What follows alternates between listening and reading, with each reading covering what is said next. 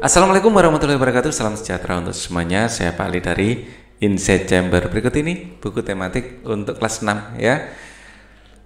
Ini adalah tema 2 edisi revisi 2018. Kita akan diskusikan mulai subtema 1 yaitu rukun dalam perbedaan. Nanti juga ada tema 2 bekerja sama mencapai tujuan, dan subtema 3 bersatu kita teguh ya. Terus kemudian ada juga aku cinta membaca. Subtema 1, rukun dalam perbedaan. Proklamasi kemerdekaan menjadi tonggak sejarah bagi perjuangan bangsa Indonesia. Meskipun terdiri atas suku yang berbeda, rakyat Indonesia bersatu dalam memproklamirkan kemerdekaan negara Indonesia. Setiap tanggal 17 Agustus, rakyat Indonesia selalu mendengar petugas upacara membacakan teks proklamasi. Sebagai rakyat juga bisa mendengarnya dari radio atau tempat lain. Ya, sebagian rakyat ya juga bisa mendengarnya dari radio atau dari tempat lain. Teks proklamasi dibacakan memiliki sejarah bagi bangsa Indonesia. Teks tersebut adalah teks proklamasi kemerdekaan negara Indonesia. Nah, ini adalah tulisan atau teks dari proklamasi. Ya, kita akan perbesar, kita akan baca. Ya. Proklamator kita yang membaca ini adalah Presiden Soekarno. Proklamasi. Kami bangsa Indonesia dengan ini menyatakan kemerdekaan Indonesia. Hal-hal yang mengenai pemindahan kekuasaan dan lain-lain diselenggarakan dengan cara seksama dan dalam tempo yang sesingkat-singkatnya. Jakarta, hari 17 bulan 8 tahun 1945. Atas nama bangsa Indonesia, Soekarno-Hatta. Nah, ini adalah tanda tangan proklamator kita, Soekarno dan Hatta, atas nama bangsa Indonesia. Ya. Oke. Apa yang kamu ketahui tentang teks tersebut? Ya, teks tersebut adalah teks proklamasi. Adalah teks proklamasi. Inti dari teks proklamasi ini untuk menyatakan kemerdekaan Indonesia. Ya, teks ini menyatakan kemerdekaan Indonesia.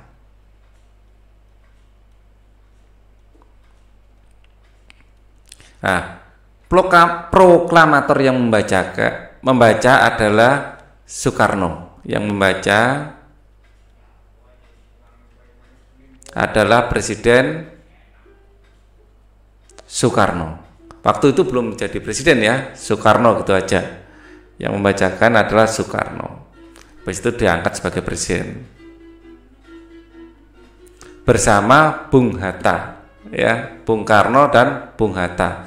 Jadi proklamatornya yang menandatangani dua orang, yaitu Soekarno dan Hatta. Yang membacanya Soekarno. Hal lainnya apa yang ingin kamu ketahui tentang teks tersebut? Ya, mungkin kalian ingin tahu siapa yang mengetiknya, misalnya siapa yang mengetik teks tersebut, atau kapan dibaca teks tersebut.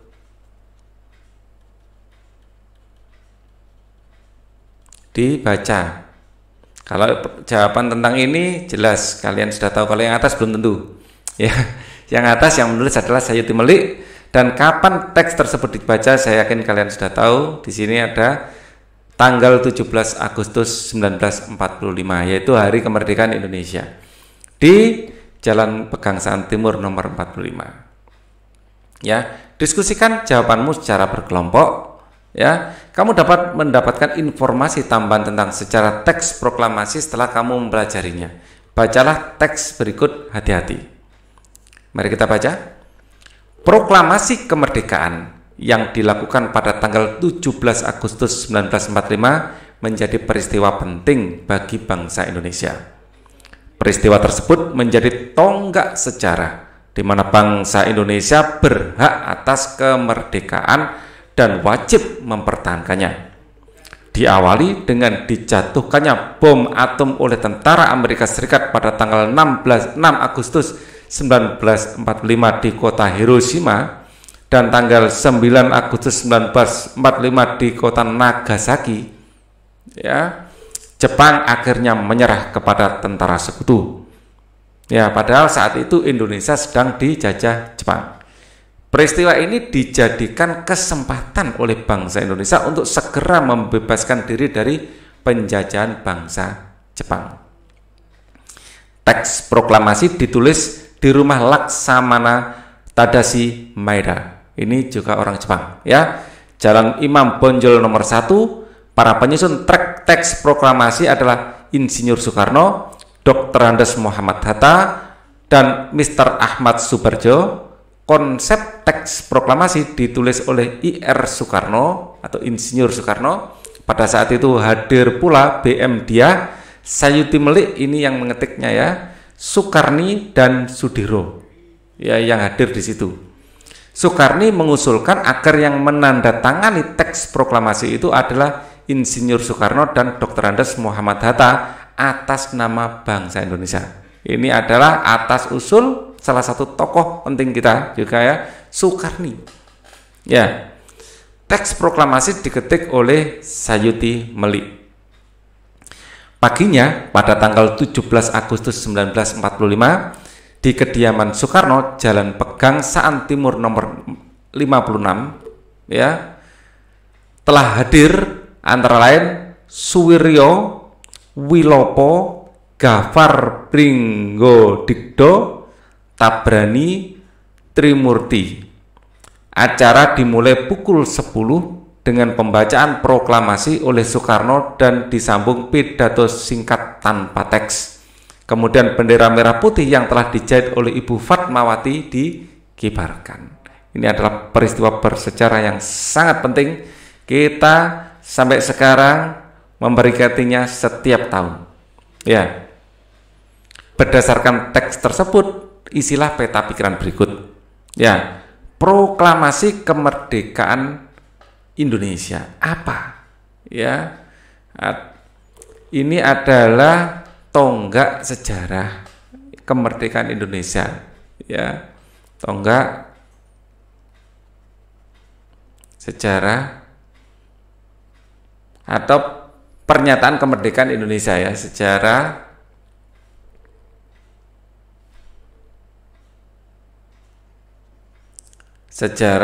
kemerdekaan Indonesia.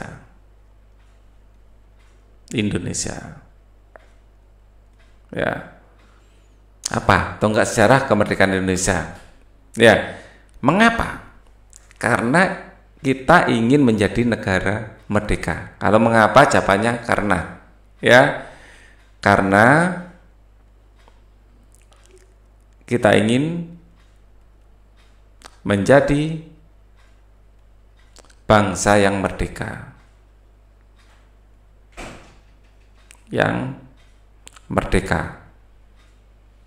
maka kita memproklamasikan kemerdekaan kita. Siapa yang membuat adalah, yang membaca adalah Soekarno atau I.R. Soekarno, yang menandatangani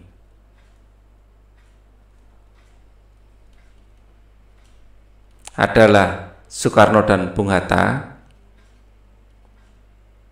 I.R. Soekarno dan DRS Mohatta, Dr. Andes Muhammad Hatta, ya, itu yang menandatangani. Yang mengusulkan, ya, penandatanganan ini adalah Soekarni, ya, dan yang mengetik adalah Sayuti Melik, ya, dan disaksikan banyak orang juga di situ. Jadi yang membuat teks proklamasi ini memang Pak Karno, tapi yang di situ yang memberikan usulan-usulan pertimbangan banyak juga di sini.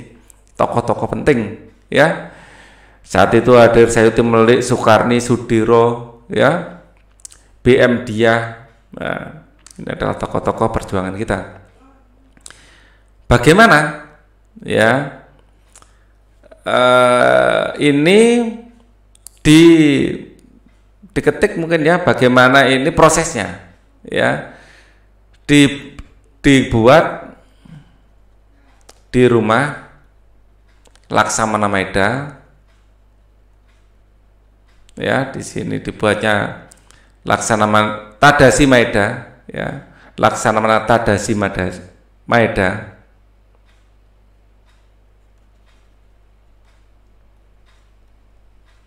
Ya, atas prakarsa banyak tokoh muda waktu itu. Jadi tokoh muda itu menculik Pak Karno dan Bung Hatta, diminta untuk segera memproklamasikan kemerdekaan Indonesia.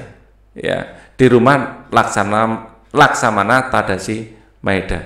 Ya, di sini atas prakarsa para pemuda,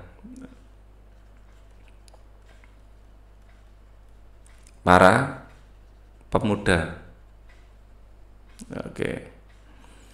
Kapan? Ya, ditulis malamnya ya, ditulis pada tanggal 16 Agustus.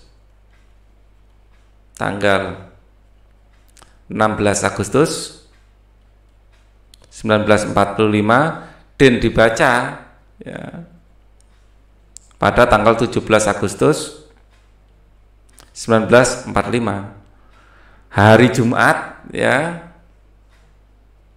Ya, saat itu sedang puasa Ramadan, ya, waktu puasa itu pada, ya. Jadi bangsa kita ingin segera membebaskan diri dari cengkeraman penjajah. Saat itu juga begitu mendengar Jepang dibom nuklir sama Amerika di Nagasaki dan Hiroshima, ya kita tidak usah nunggu lebih lama lagi, langsung menyatakan kemerdekaan. Ya, di mana? Ya. Proklamasi dibuat di rumah Laksamana Maeda ya, di rumah Tadasi Maeda,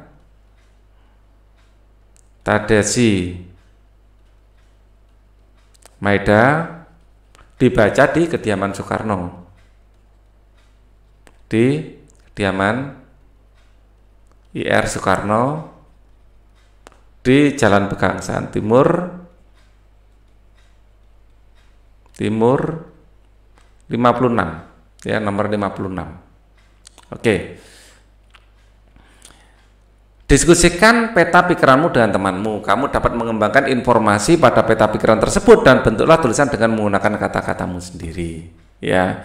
Nah, ini sekedar informasi, kalian bisa menggali informasi lebih dalam lagi ya dari berbagai macam sumber. Tuliskan ide kalian sendiri ya. Ini adalah alternatif jawabannya. Kita lanjutkan. Menjelang proklamasi kemerdekaan, perbedaan daerah, agama, dan suku bangsa bukanlah penghalang bagi generasi muda dan generasi tua untuk berkumpul. Perbedaan pendapat sempat terjadi. Ya, namun akhirnya mereka bersatu padu memproklamirkan kemerdekaan Indonesia. Pada waktu itu semangat persatuan sangat menonjol. Bangsa Indonesia memiliki tekad yang kuat. Tidak ada jalan lain dalam usaha memproklamirkan kemerdekaan kecuali menjalin persatuan dan kesatuan. Hal ini mencerminkan kerukunan dalam perbedaan. Bersatu dalam perbedaan yang merupakan landasan dari persatuan sudah menjadi tatanan kehidupan masyarakat Indonesia sejak dulu. Hal tersebut ditunjukkan ketika masa menjelang proklamasi kemerdekaan Indonesia. Bacalah teks tentang proklamasi kemerdekaan sekali lagi, tulislah makna proklamasi kemerdekaan Indonesia bagi bangsa Indonesia pada kolom berikut. Ya, proklamasi kami bangsa Indonesia. Dengan ini menyatakan kemerdekaan Indonesia. Hal-hal mengenai pemindahan kekuasaan dan lain-lain diselenggarakan dengan cara seksama dan dalam tempo yang sesingkat-singkatnya. Jakarta, hari 17 Agustus tahun 1945 atas nama bangsa Indonesia, Soekarno Hatta. Ya, makna ya dari proklamasi kemerdekaan bagi bangsa Indonesia adalah mulai saat itu, saat proklamasi dibaca,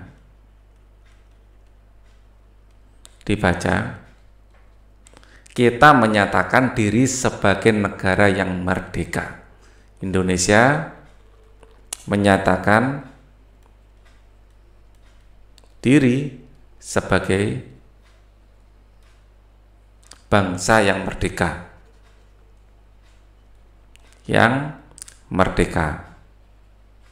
Kemerdekaan ini pertama kali negara yang mengakuinya adalah negara Saudi Arabia. Itu adalah negara yang pertama kali mengakui kemerdekaan Indonesia. Ya. Diskusikan hasilnya dengan teman di kelompokmu. Ya. Tahukah kamu bahwa proklamasi kemerdekaan memiliki makna yang sangat penting bagi bangsa Indonesia? 1. Sebagai puncak perjuangan bangsa Indonesia. Perjuangan bangsa Indonesia sudah dimulai sejak dulu. Ya. Kalau kalian lihat film Bumi Manusia, itu sejak Mingke itu sudah mulai, ya. Syarikat Islam dibentuk itu adalah mulai organisasi-organisasi yang pertama kali usaha memerdekakan Indonesia. Ya, pernah kan film yang barusan muncul tahun 2019 ya kalau nggak salah ya. Itu tentang perjuangan dulu, ya. Di Surabaya itu ya, di Surabaya Sidoarjo ya. Nah, itu Mingke itu diperankan oleh ini yang main Dilan itu loh. Ya. Nah, itu perjuangan dimulai sejak dulu. Nah, puncaknya ya. Puncaknya adalah bangsa Indonesia telah dijajah selama bertahun-tahun oleh negara Eropa sampai Jepang. Ya, jadi yang menjajah Indonesia sudah banyak. Portugis pernah menjajah kita. Terus Belanda pernah menjajah, Inggris pernah menjajah, ya. Jadi Spanyol juga pernah menjajah, terakhir Jepang, ya. Nah, bangsa Indonesia telah dijajah selama bertahun-tahun oleh negara-negara Eropa sampai Jepang. Penduduk dengan latar belakang yang berbeda bersatu. Ya, kita berbeda-beda agama, berbeda-beda suku bersatu melawan penjajah. Proklamasi kemerdekaan ini merupakan hasil dari perjuangan para pahlawan kita. Banyak pahlawan yang telah gugur memperjuangkan kemerdekaan. Ada Patimura, ada Pangeran Diponegoro, macam-macam. Ya. Nah, yang nomor 2 adalah pengakuan kepada dunia luar. Ya, dengan membaca teks proklamasi, Indonesia mengumumkan kepada dunia luar bahwa Indonesia adalah negara yang merdeka. Pengakuan ini de facto diikuti oleh pengakuan dari negara-negara lain secara de jure. Ya, negara yang pertama kali mengakui adalah negara Saudi Arabia. Ya, kemudian diikuti oleh negara-negara lain. Akhirnya banyak yang mengakui kemerdekaan Indonesia. Kecuali tentu saja penjajah belum mengakui. Inggris belum mau mengakui. Ya, tapi pada akhirnya mengakui juga. Menaikkan martabat bangsa. Pembacaan teks proklamasi memberikan pesan kepada negara lain bahwa Indonesia adalah negara yang bebas dari penjajah, negara yang memiliki martabat dan negara yang mandiri. Ya. Kemudian nomor 4, perjuangan sebagai negara baru. Indonesia adalah negara yang dibangun oleh rakyat dan untuk rakyat. Ya, ada beberapa negara itu kemerdekaan diberi. Ya, tapi Indonesia tidak, berjuang sendiri. Negara Indonesia adalah negara mandiri yang tidak tergantung pada negara lain. Ya, kalau di buku tematik sebelumnya kita membahas misalnya kayak Filipina, ya itu kemerdekaannya dibantu Amerika. Kalau Indonesia tidak. Ya, Indonesia merdeka sendiri. Ya. Brunei Darussalam diberi kemerdekaan sama Inggris. Hong Kong juga diberi kemerdekaannya. Indonesia tidak. Ya. Tonggak sejarah bangsa Indonesia. Pembacaan teks proklamasi merupakan awal dari masa kemerdekaan Indonesia yang terbebas dari belenggu penjajahan. Ya, jadi kita rangkum lagi adalah 5 ya. Puncak perjuangan, ya, 1, puncak perjuangan. Yang kedua adalah pengakuan dunia luar. 2, pengakuan dunia, ya.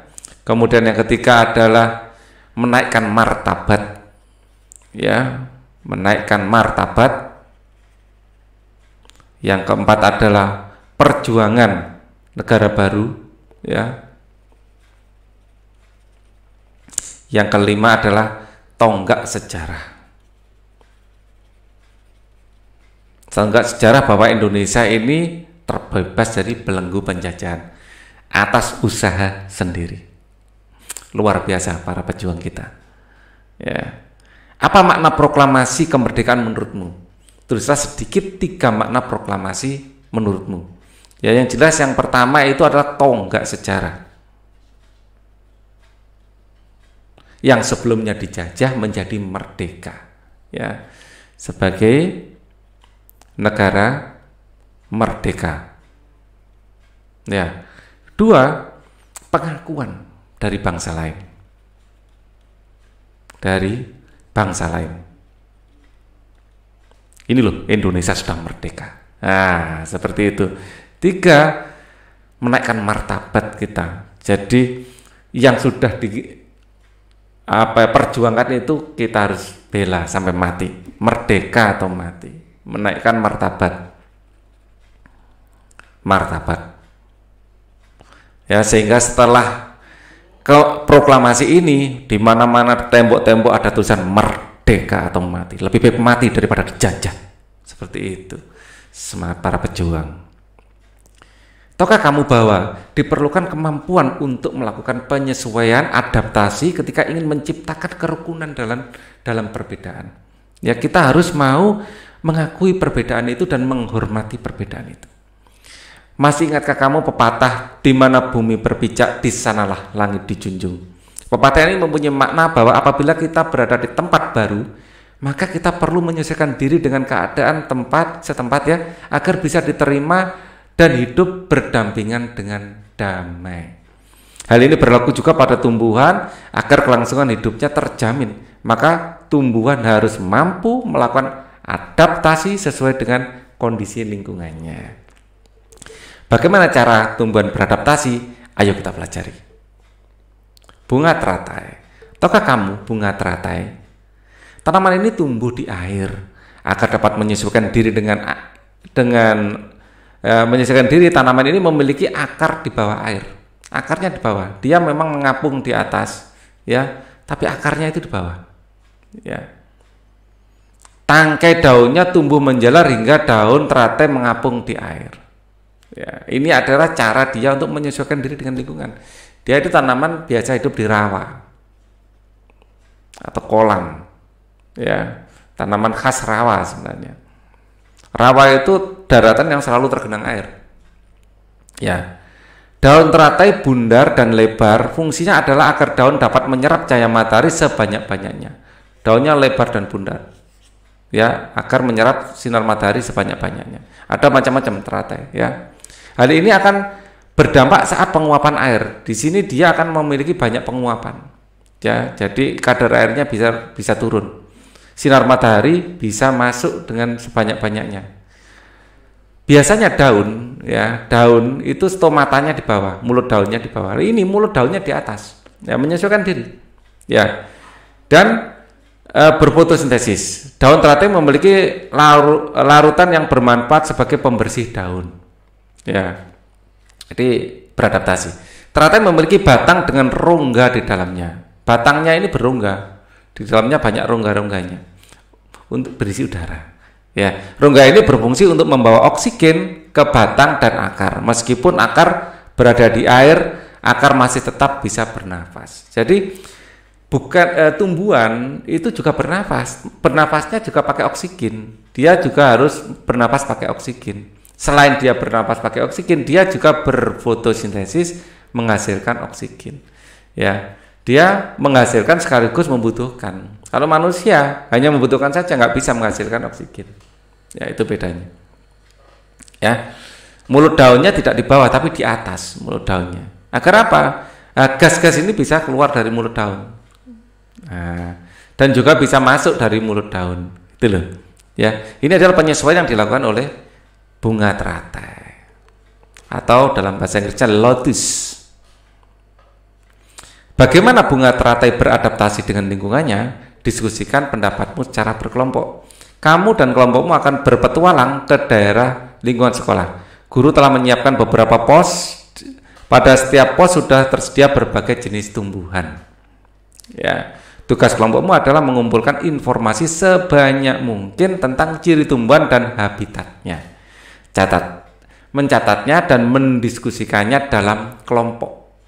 Pilih satu tanaman, lalu temukan ciri-ciri dan cara beradaptasinya. Tuliskan informasi yang kamu dapatkan dalam peta pikiran berikut. Bunga teratai apa?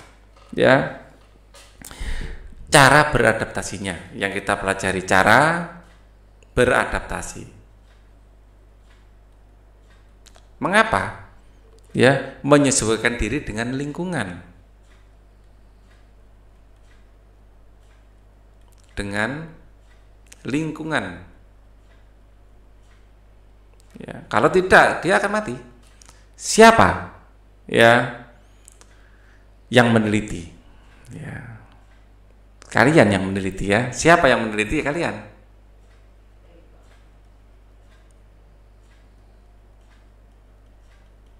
Kalian ini siswa kelas 6.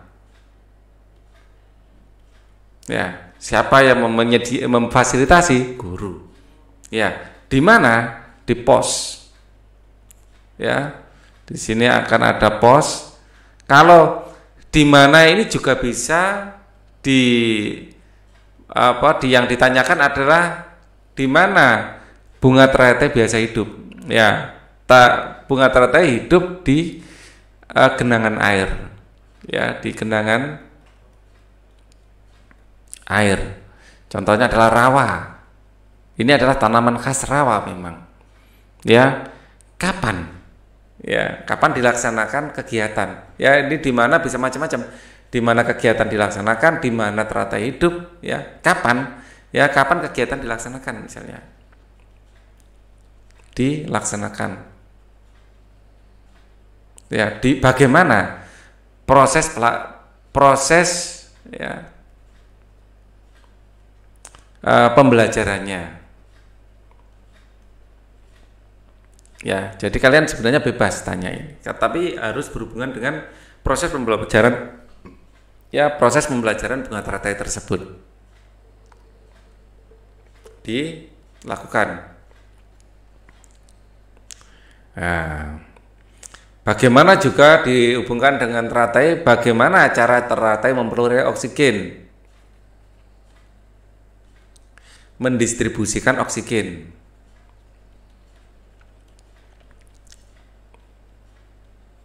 Ya, dengan cara membuat batangnya berongga sehingga oksigen bisa terdistribusi sampai akar.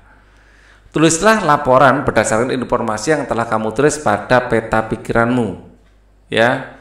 Nah, hari ini, misalnya di mana ya? Hari ini kita akan melakukan sebuah kegiatan pengenalan terhadap teratai ya, dan seterusnya kalian lanjutkan sendiri ya.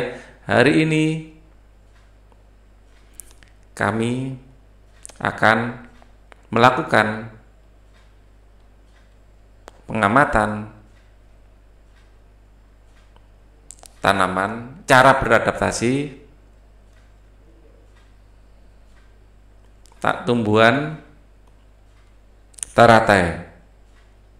Ya, dilaksanakan dengan dipandu oleh guru. Ya, ini kalian lanjutkan sendiri.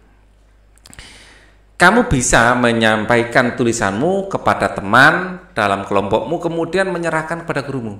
Seperti tumbuhan, manusia juga memiliki cara berbeda dalam beradaptasi. Perbedaan yang ada bukan untuk dipermasalahkan, namun untuk disyukuri. Wah, nggak bisa, namanya tanaman itu harus ada durinya loh, nggak bisa. Ya, jadi itu cara mereka beradaptasi. Kita tugasnya adalah menghormati cara-cara tersebut, mensyukuri. Ada berbagai macam, mungkin kita bisa mencontoh hal-hal positif yang dimiliki oleh bunga teratai misalnya. Ya, sehingga bunga teratai itu dijadikan banyak simbol karena kita itu bisa mempelajari hal-hal positif yang ada di bunga teratai. Ya, bahkan persatuan Persatuan pencak silat pun ada yang namanya teratai. Kalau nggak salah teratai putih, wah gitu ya. Jadi karena teratai ini juga menginspirasi banyak orang. Dewi Kuan Yin itu juga berdiri di atas teratai kalau nggak salah. Nah, Tuhan menciptakan kita berbeda-beda agar saling mengenal dan saling menghargai perbedaan. Ini merupakan anugerah perbedaan ini. Ya, apa yang kamu pelajari dari kegiatan hari ini? Sejarah proklamasi.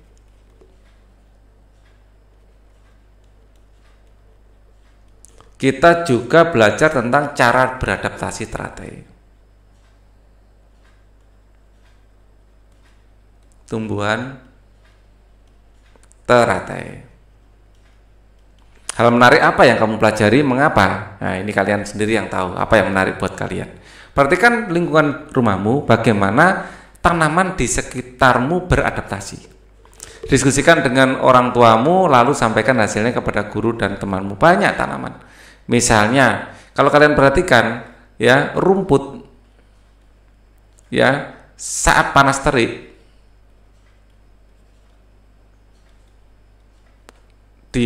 pada waktu kemarau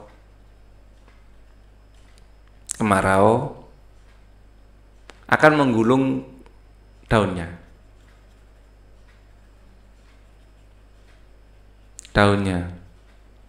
Ya, misalnya seperti itu. Ini kan rumput di mana-mana tempat ada, kan gitu. Ya, kenapa menggulung daunnya? Untuk mengurangi penguapan. Ini adaptasi juga. Untuk mengurangi penguapan. Untuk menyimpan air, jangan sampai menguap. Karena kalau airnya habis, kering, dia akan mati. Kita masuk pembelajaran 2. Pelangi indah karena warnanya berbeda-beda. Kalau pelangi hanya satu warna, merah gitu aja, kurang indah. Hidup berbangsa dan bertanah air indah jika kita hidup rukun walaupun berbeda-beda. Ya, terima kasih Meli. Itu bagus sekali, kata-kata yang sangat indah. Amati gambar tentang masyarakat yang hidup rukun dalam perbedaan. Lihat di sini.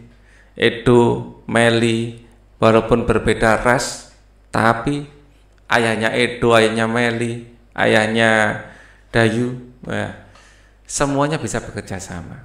Agama mereka berbeda, etnis mereka berbeda, tapi persatuan itu bukan karena perbedaan itu tidak membuat kita susah bersatu. Justru lebih, ini perbedaan sebagai perekat. Kita lebih banyak belajar dari perbedaan. Perbedaan yang menguatkan. Ya, ada yang Muslim, ada yang Buddha, ya, ada yang Hindu, tapi mereka rukun.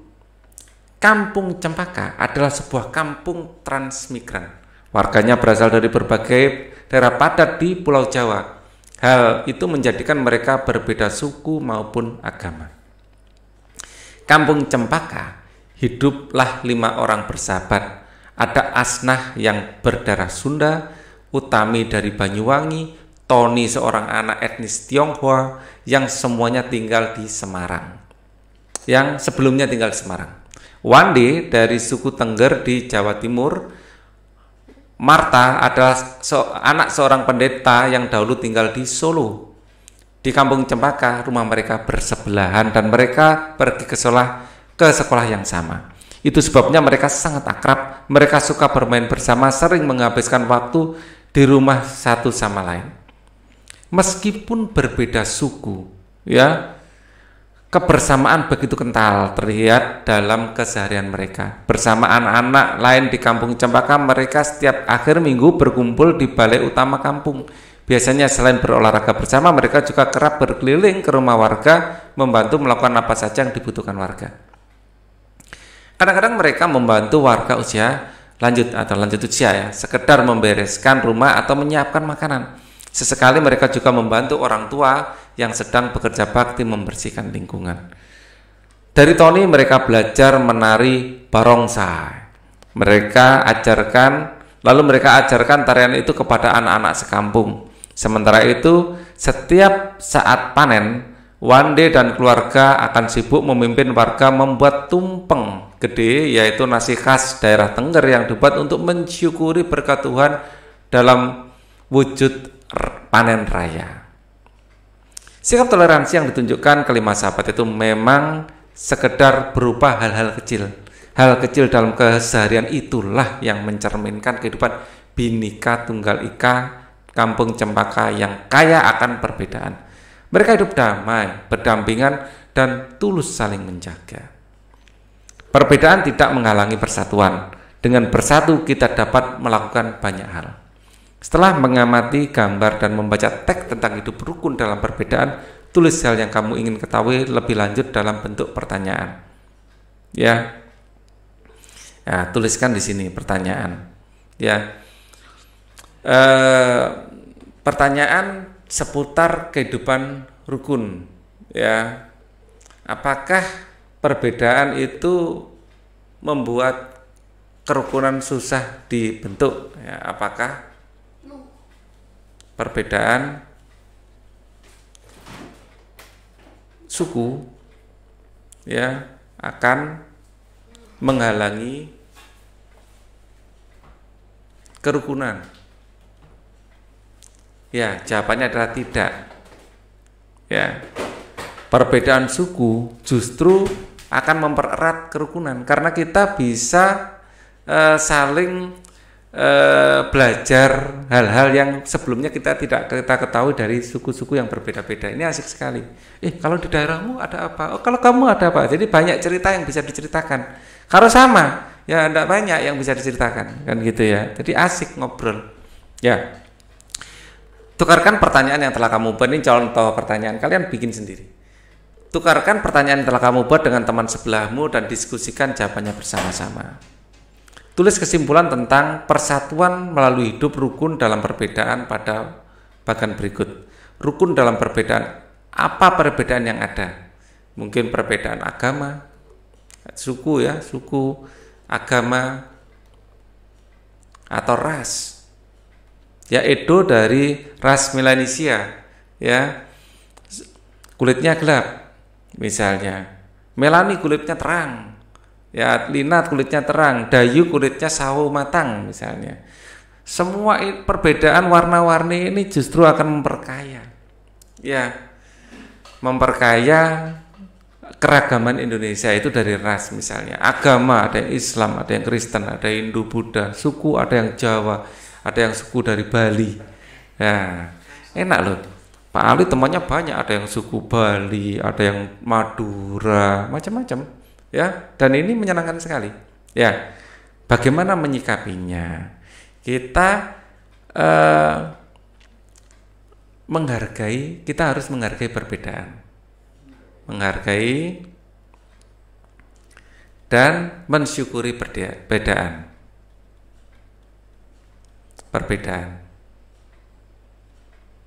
Karena disinilah letak kekayaan Indonesia dibanding negara-negara lain. Ya, kita memiliki banyak perbedaan, kita memiliki banyak keragaman.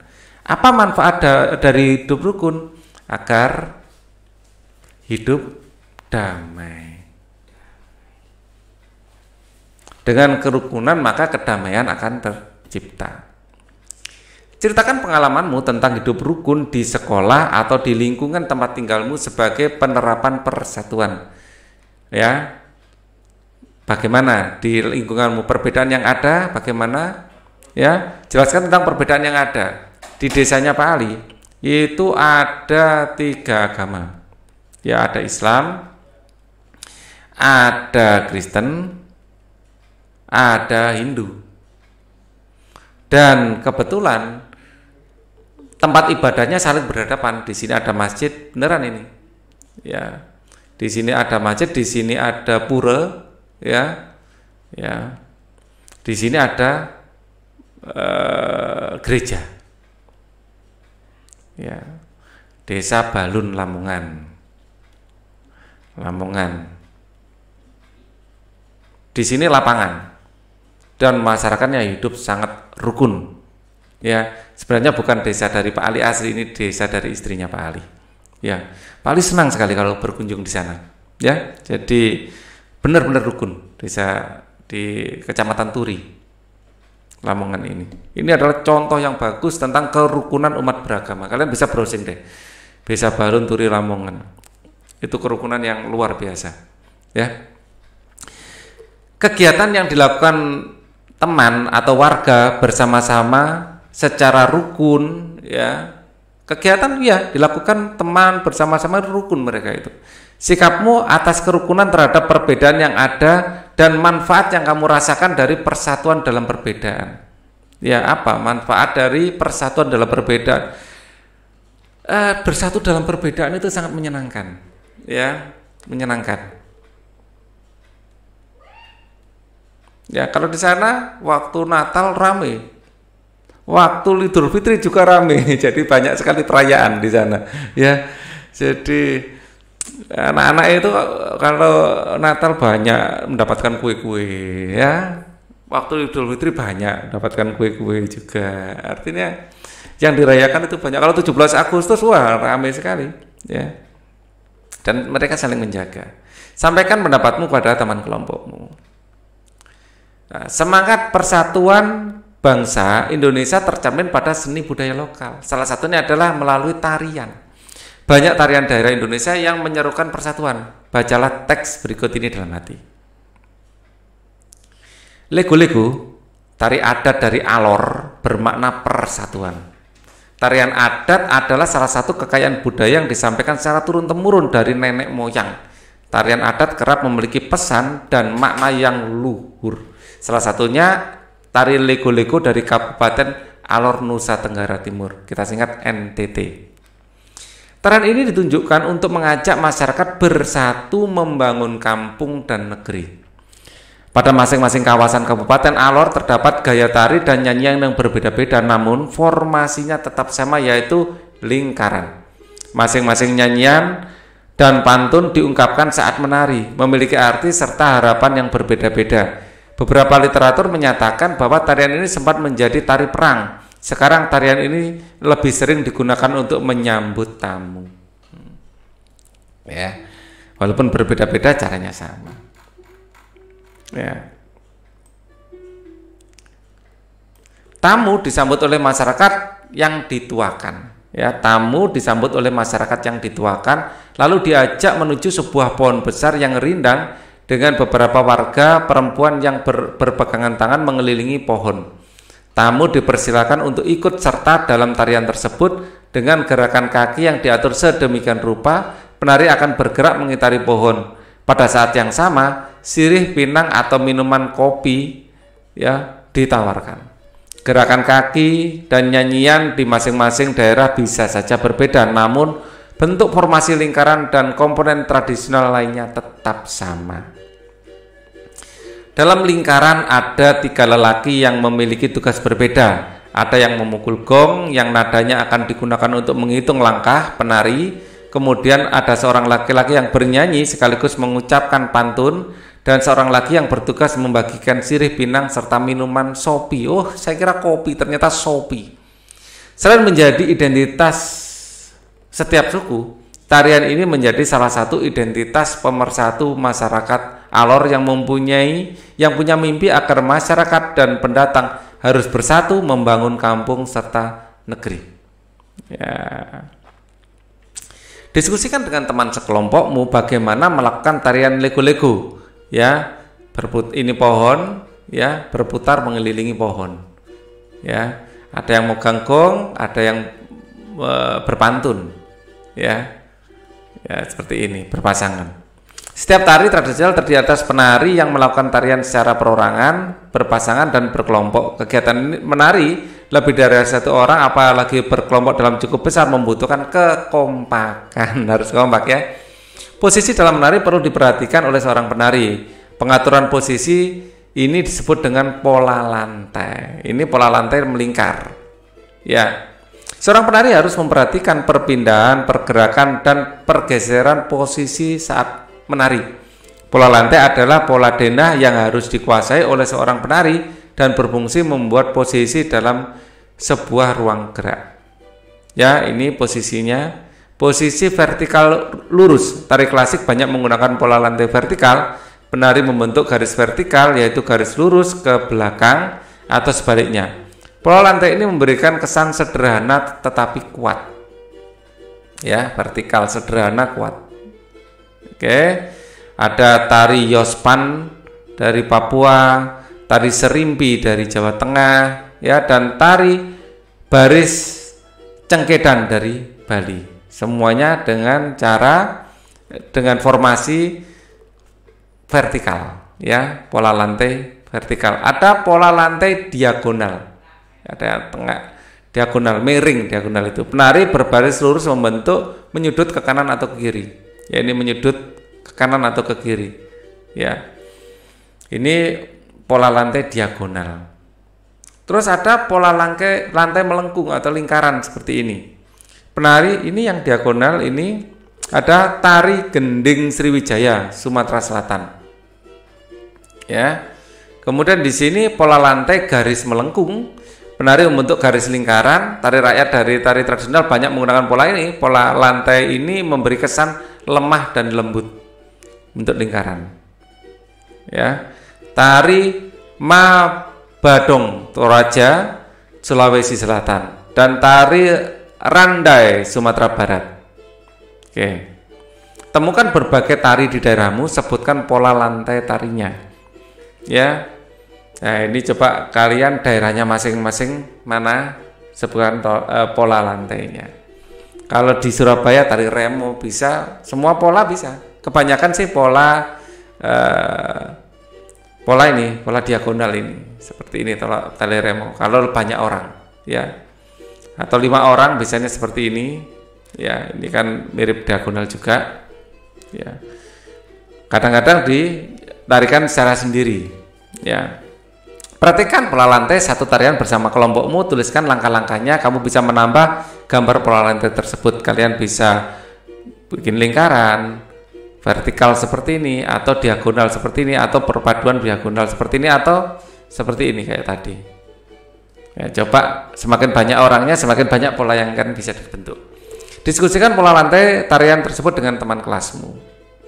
Kamu baru saja mencoba pola lantai dalam menari. Kerjasama yang baik harus dimiliki oleh seorang penari agar menghasilkan tarian yang indah. Harus bersatu, harus kompak. Perbedaan yang dimiliki oleh para penari tidak boleh menghalangi semangat persatuan dalam menghasilkan tari yang indah. Kekompakan inilah yang membuat tari itu indah. Sama dengan kehidupan nyata, kekompakan, ya, itu yang membuat hidup ini indah. Ayo mencoba. Didit adalah adik Siti. Ia baru saja membeli kue, namun ia sangat kecewa karena ukuran kue yang dibelinya tidak sesuai dengan harapannya. Didit menunjukkan kuenya kepada kakaknya. Ukuran kue Didit yang dibelinya adalah 1/4. Ia heran, besaran kuenya lebih kecil dari ukuran kue yang setengah. Ya, ukuran kue Didit yang dibelinya 1/4. Ia heran mengapa besaran kuenya lebih kecil dari ukuran yang setengah. Siti dan teman-temannya membantu Didit menemukan jawabannya. Tahukah kamu apa yang terjadi? Ya, kamu pun bisa membantu Didit. Kamu bisa menggunakan gambar untuk melengkapi jawabanmu. Ini misalnya 1 penuh, setengah itu sekian, ini setengah.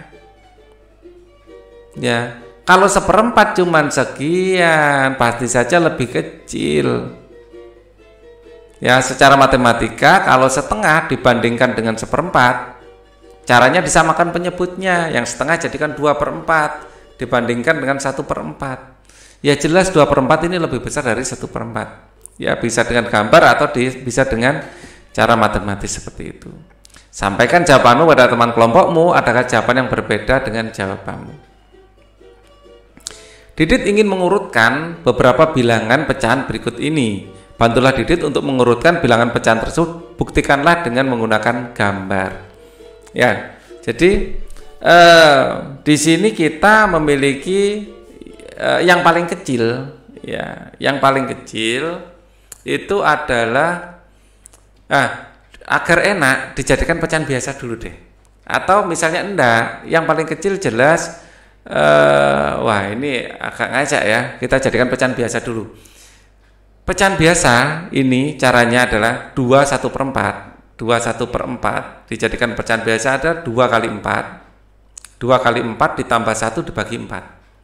Ya, 2 kali 4 adalah 8. 8 tambah 1 dibagi 4.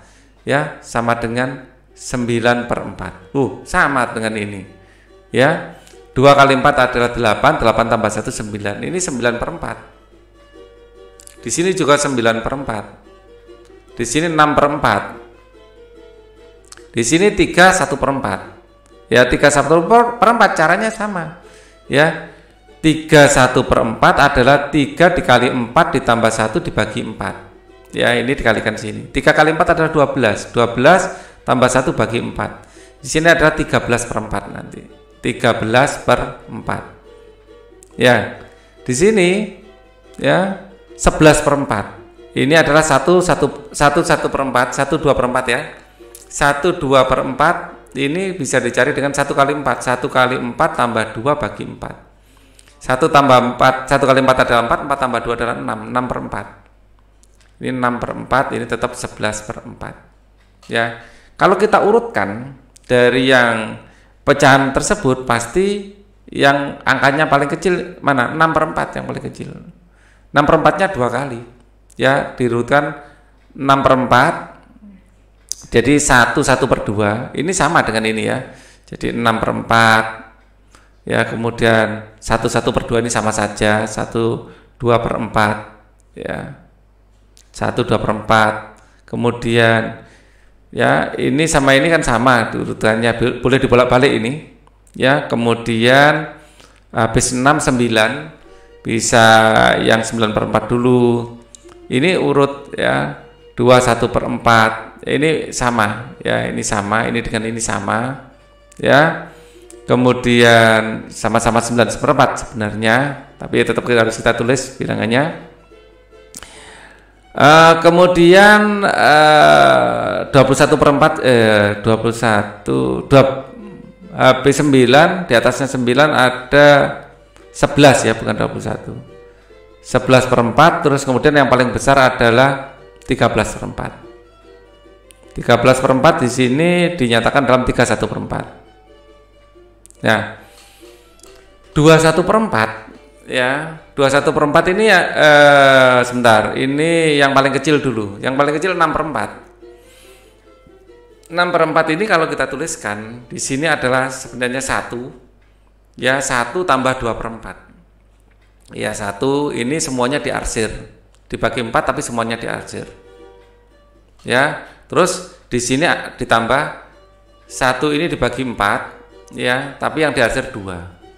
Inilah 1/2/4. Jadi di sini 1, di sini 2/4. Ya, 1/2/4 itu sama dengan 6/4. Ya, ini yang paling kecil. Kemudian yang kedua adalah ini 9/4. 9/4 boleh dinyatakan dalam 9/4 itu sebentar, 9/4 itu sama dengan 21/4. Nah, di sini bukan dengan 11/4 ya. 21/4. Ini 21/4. Di sini yang 9/4-nya ada di sini ya. Saya taruh di sini aja. Sebelum 13 ya. 9/4. Di sini 9/4. Oh, sebentar, 9/4 dengan 21/4, terus kemudian yang paling besar adalah ini. Oke. 21/4. 9/4 atau 21/4. Yang 11/4 tadi ya posisi di sini kalau gitu. Jadi ini saya geser. Di sini ada posisi 11/4. Ya. Di sini ada posisi 11/4. 11/4. Nah, ini sama. Kalau ini sama akan saya tandai pakai warna biru. 9/4 sama dengan 21/4. Ini ada 2 ya, ini dibagi 4 tapi diarsir semua. Ini juga dibagi 4 ya, diarsir semua. Terus ditambah 1/4. Ini dibagi 4 ya. Ya, dibagi 4 ya, dibagi 4 dibagi 2, terus ini masing-masing bagi 2 lagi tapi yang diarsir 1. Ini adalah 2. Di sini 1/4. 21/4 ini, 21/4 ini sama dengan 9/4. Ini adalah yang kedua. Dan yang ketiga akan saya gunakan warna coklat. Ya. Yang ketiga adalah 11/4.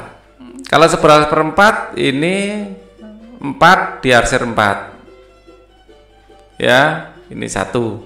Terus kemudian masih 4 ya. Ini dijadikan 4 lagi diarsir, dapat 8. Ya, dapat 8. Masih kurang. Ya, bikin 4 lagi diarsir lagi keempat-empatnya, ini dapat berapa ini? 12 kalau semuanya, jadi sekian. Nah, ini semuanya diarsir ya, semuanya diarsir ya. Ini 1, 2 ya, ini dapat 4 tambah 4 kan 8, 8 tambah 3 11. Nah, ini yang diarsir 11 ya, ini nggak usah diarsir. Nah, inilah yang disebut dengan 11/4. Kalau dilihat lebih banyak toh. Ini ada 11 bagian yang diarsir, di sini cuma 9 saja yang diarsir. Dan yang terakhir, kalau kita menggunakan bagian seperti ini, 3 1/4. Jadi ini 3 ini semuanya diarsir. Ya. Ini diarsir semuanya. Bikin lagi, diarsir semuanya. Sampai 3 kali, bikin lagi ya. Ini 1 2 3 4 ya, diarsir semuanya. Ya, terus yang terakhir baru diarsir 1 saja. Ya, diarsir 1 saja. Ya, diarsir 1 aja. Ini 3, terus ini 1/4. Inilah yang disebut dengan 3 1/4.